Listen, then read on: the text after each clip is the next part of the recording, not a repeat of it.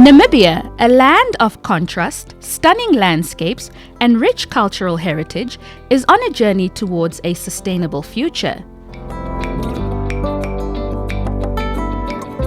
It gained independence on the 21st of March 1990 and has maintained political stability and economic growth through various sectors.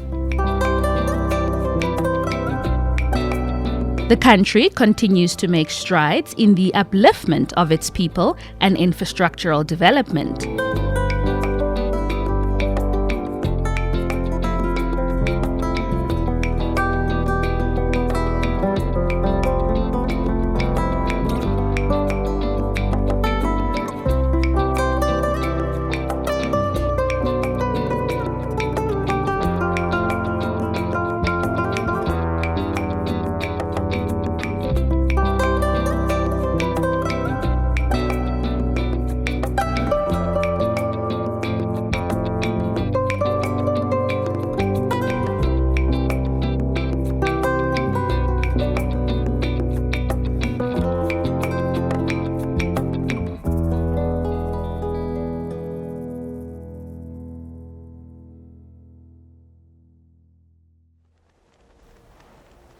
Having descended from the apartheid colonial era, Namibian government institutions and citizens are making noticeable efforts to develop the country and improve citizens' livelihood. This evolution was first led by the founding president, the late Dr. Sam Nujoma, who instilled a culture of reconciliation and nation building after independence through his iconic statement, "A people united, striving to achieve a common good for all the members of society, will always emerge victorious." His legacy was passed on to the two preceding presidents, Dr. Hifikepunye Pohamba and the late Dr. Hage Geingob. 34 years down the line after independence, Namibia is gradually emerging from a status of a developing country to a progressive nation. This is mainly attributed to its reputable democratic system and people-centered socio-economic development policies. The Ministry of Information and Communication Technology consequently traversed the country to document capital projects initiated in recent years, such as education, health, housing, roads construction, safety and security, information communication technology, tourism, economic growth and investment opportunities. Regional and local authorities, as mandated by the Ministry of Urban and Rural Development, have been on a trajectory to ensure quality basic services delivery such as portable water, electricity, and affordable housing, a responsibility embracing the notion of bringing government services closer to the people, especially those residing in remote rural areas. To further enforce this objective and meet targets, the government constructed state-of-the-art regional council infrastructure in all 14 regions to decentralize government services.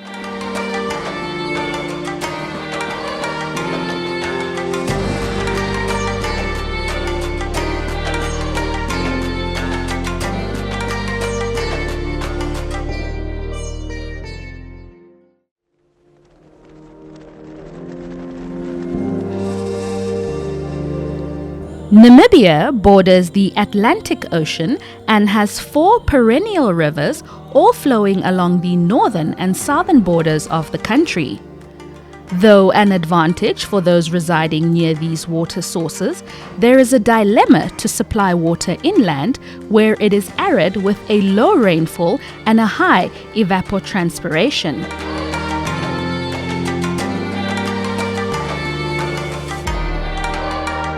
The interior also continues to experience reoccurring droughts at times and insufficient water supply for household use and agriculture production.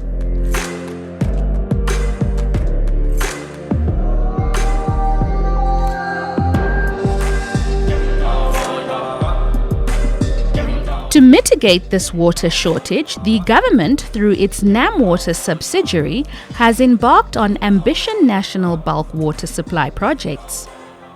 Among these major improvements is the rehabilitation of the water canal, which measures about 150 kilometers from Omahenene to Oshakati to benefit Omusati and Oshana rural communities. Yes, in terms of water supply, as we all know very well, that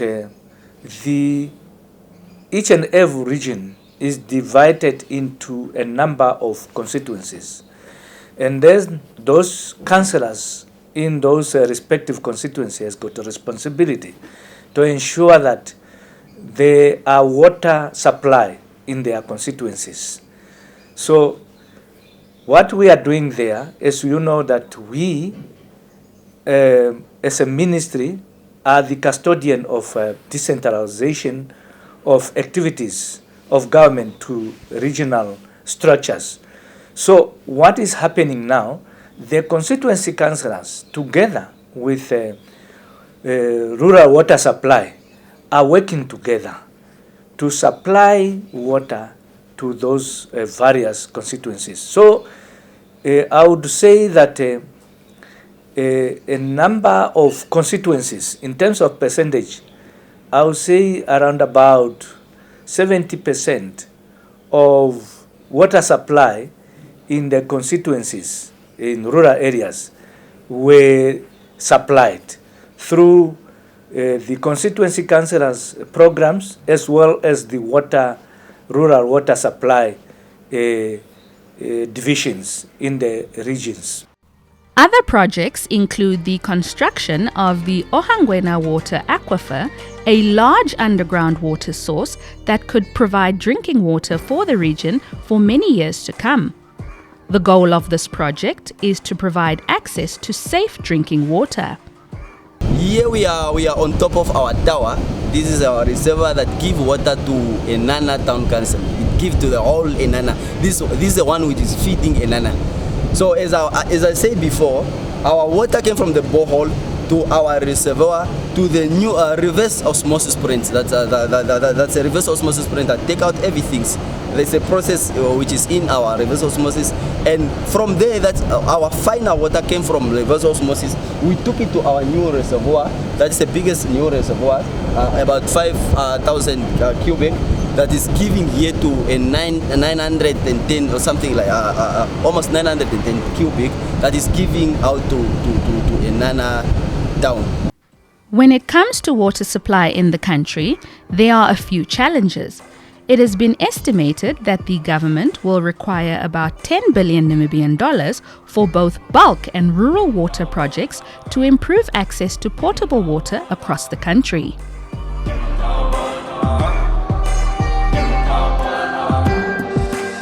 Article 16 of the Namibian Constitution stipulates that all persons shall have the right in any part of Namibia to acquire, own and dispose of all forms of immovable and movable property individually or in association with others.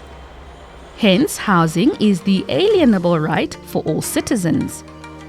This was demonstrated through the handover of 119 mass housing project homes in Swakopmund by the Ministry of Urban and Rural Development under the National Housing Enterprise (NHE) together with other stakeholders.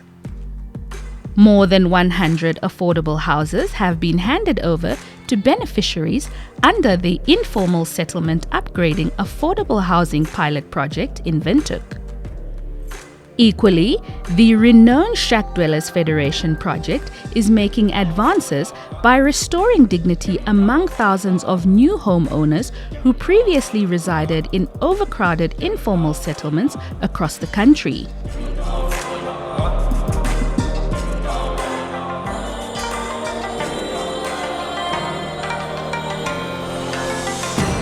Hence, affordable housing project initiatives across the country is an exemplary milestone demonstrating the government and private sector's commitment to restore dignity through the provision of affordable shelter.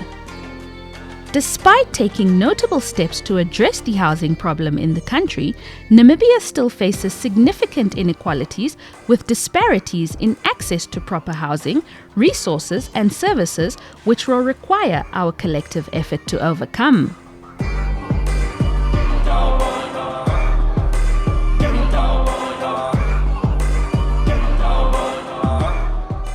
In the education sector, the Ministry of Education, Arts and Culture is on track to complete the construction of 512 classrooms at existing schools at a cost of 200 million Namibian dollars in both urban and rural areas across the country. Once the project is accomplished, it is anticipated to reduce the backlog of classrooms, improving the learning environment and overcrowding in classrooms. In the 2023-2024 financial year, the Africa Development Bank, through the Ministry of Education, provided close to 80 million Namibian dollars for the construction of the Omuhonga Combined School in Epupa constituency of Kunene region. At Omuhonga Combined School, the ministry constructed 2 hostel blocks, matrons' quarters, a sick bay, 1 block of 4 classrooms, 1 library, 1 computer lab, 1 science lab, 1 kitchen and dining hall, 1 service block, and many other improvements. So just to start with, this school was a mobile unit. It opens its door in 1998 with no classroom at all. So the history is telling us that these learners were taught under the trees, and then there comes a certain donor from Germany who donated a tent, so that was being used as a classroom, and the community managed to build a thatch roof that was used as a hostel, and some learners were just sleeping outside on rocks that were gathered together. But then when the government came forth with this capital project from the African Development Bank, one could see clearly the infrastructures that were constructed at this school. So it's a massive improvement. So in terms of infrastructure, as we speak, the school is having enough classrooms, 80% accommodation of teachers, ablution facilities. So it is a very huge improvement that one can be proud of. As part of the Namibia-China diplomatic relations on education, the Chinese government funded the construction of 4 new state-of-the-art schools in rural areas. The Ministry of Education, Arts and Culture spent 343 million Namibian dollars for the construction of 2 schools in Kavango West and 2 in the Zambezi region. The funds were used to build new facilities at Satotwa, benefiting 205 learners, and Simanya Combined Schools in Kavango West, as well as Liselo Combined School and Masokotwani Combined School in the Zambezi region. We all know that the aim of the Ministry of Education, Arts and Culture, the main objective is to offer quality education, quality inclusive education to all the children of Namibia. And we all know that the environment, the teaching and learning environment matters a lot when it comes to quality education, and it's mainly with the quality education infrastructure that one can offer quality education in terms of availability of classrooms, hostels, teachers' houses, ablution facilities, and many other educational infrastructure that will really make an impact. Now, in 2019, we started doing thorough research on the availability of resources. And this was mainly prickled by the understanding that we have got a severe backlog in education infrastructure for many years now. And it's really affecting both our access and quality to education in Namibia. So in 2022, we finalized what we call an accelerated infrastructure development plan.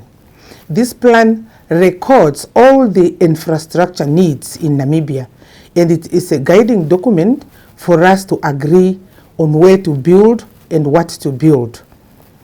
And this is also complemented by the outcome of the National Conference on Education in 2022, whereby after that we had recommendations which are developed into the Namibia Conference on Education Implementation Plan, which is approved by Cabinet. So all these documents guides what we are doing. In the past 5 years, Namibia's tertiary education has gradually made provision for the out-of-school youth who do not qualify for university degree courses. This shift made it easier for students to acquire relevant qualifications, which will enable them to offer required skills in various sectors of the economy and improve their lives through better paying jobs. Kai Kanahab Youth Skills Training Center in Mariental is one such institution which accommodates students from different corners of Namibia. With its recent renovation of more than 80 million Namibian dollars, the center provides an opportunity for the youth to acquire theory and practical skills in metal fabrication, joinery, plumbing and pipe fitting, carpentry, bricklaying, computer skills and fashion design, among others. One of the students who came from a poor town in Kunene region is one of the intakes who did not manage to qualify for university after completing his grade 12. His predicament compelled him to work at low-paying job as a security guard for a number of years. However, he decided to quit his job and enroll at Kai Kanahab to specialize in woodwork. Yeah, I'm from Opuwa, but then from Opuwa moved to Ketmans. I was working as a security guard there in a Mea company at the Ketman shop for a long of 3 years. Before I moved to the security guard, I was a school runner. I completed my grade 12 there. Unfortunately, I didn't obtain the requirements to go to UNAM or where there. Then I applied to youth. So then I submitted. These certified qualifications will enable the youth to qualify for entry into accredited vocational centers such as the University of Namibia, COSDEC, and Namibia Institute of Mining and Technology, which offers level 1 and 2 and beyond. The theoretical and practical skills acquired through various tertiary institutions is imperative in the quest to drastically reduce the 36.9% unemployment rate through job creation initiatives and to reduce the country's inflation, which stands at 3.2% in January 2025. Namibia is an ethnically and culturally a diverse country with a young population poised to reap the benefits of a demographic dividend. Some 55% of the country's 3 million residents are under the age of 24 years of age. The government of the Republic of Namibia seeks to leverage this youth bulge by making further investments that will reduce poverty among young people, unemployment among the same category of the population, provide well-being and empowerment to all children, adolescents, and marginalized communities, in line with the goals expressed in the 2030 Agenda for Sustainable Development.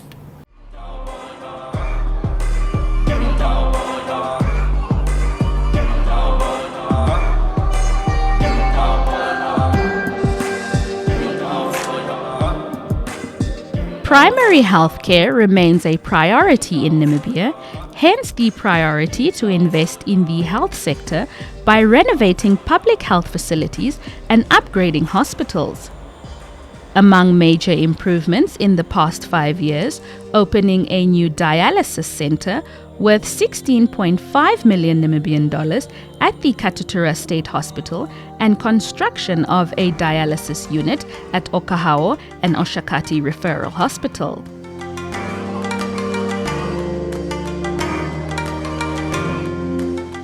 Namibia's network stands at an estimated total of 80,030 kilometers bitumen and 25,889 kilometer gravel roads.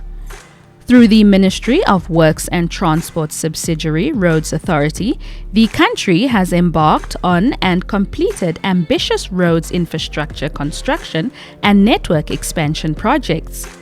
This outstanding achievement places Namibia in the top spot as a country with the best roads in Africa.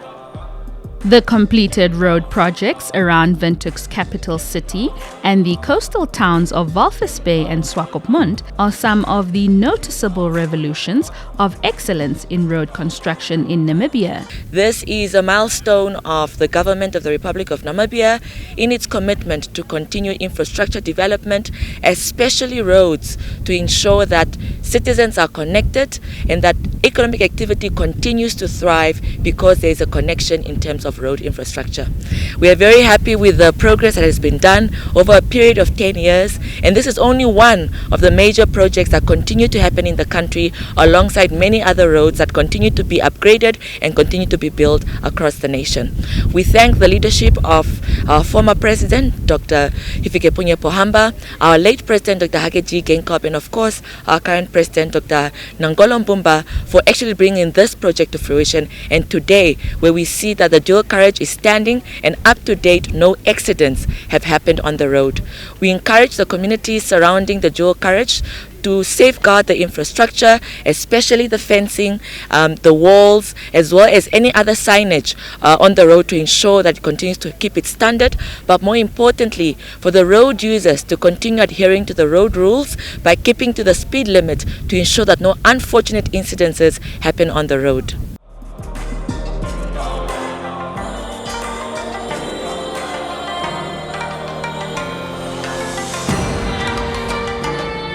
In the past, driving on Impalila Island in Zambezi region has been a challenge due to the uneven gravel road, especially during rainy season. To date, the island has new tarred road network, making it easier for the establishment of basic services such as a clinic, immigration offices, and a network tower. The development of roads to cater for heavy cargo trucks in Namibia has equally necessitated the Namibia Ports Authority NAMPORT to upgrade the ports facilities to accommodate larger vessels. To ensure the receiving, handling, unloading, and even additional shipping of clients' products, Namibia Ports Authority has expanded a new container terminal due to large attraction from foreign businesses. The new terminal handles a capacity of 750,000 20-foot equivalent unit per year. That is a combination of one 12-meter container. Over the last 5 years, we're really channeled towards ensuring that we have got sufficient capacity, but that we are also efficient.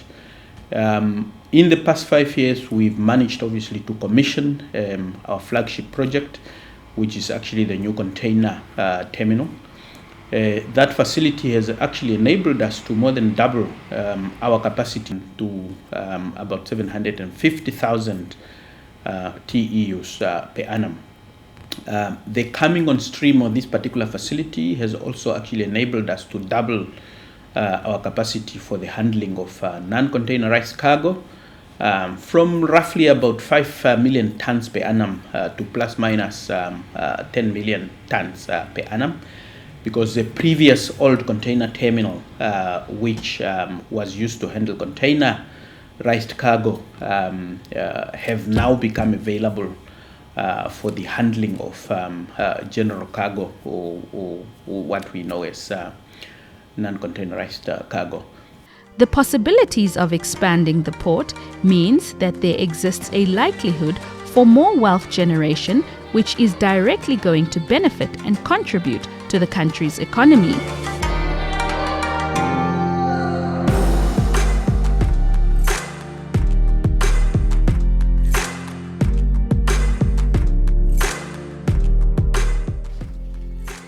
The tourism sector is one of the highest employers in Namibia and contributes around 5% to the country's gross domestic product. Namibia boasts some of the world's best tourist attractions, which rake in millions of dollars into the economy. Among these attractions is the Sandwich Harbour, where the Namib Desert meets the Atlantic Ocean, which is located outside Walvis Bay. This area is known for its striking landscape and breathtaking scenery. The Namib Desert is the oldest desert and is believed to be around 55 million years old. This is the first natural site in Namibia to be inscribed on the UNESCO World Heritage List. Dead Vlei at Sossusvlei in the Namib Nauwklift Park in Hatap region is a unique valley surrounded by red sand dunes and uniquely houses dead trees for over 500 years.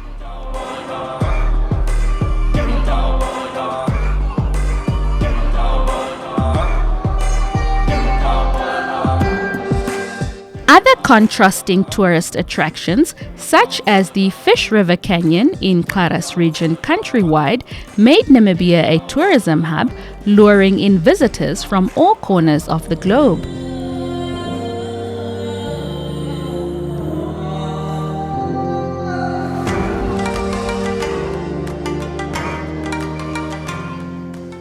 As Namibia's 3 million population celebrates independence celebration in unison, the country's visionary leadership is still facing challenges in readdressing past injustices through the redistribution of farmland, justifiable sharing of benefits from natural resources, and ensuring social justice for all.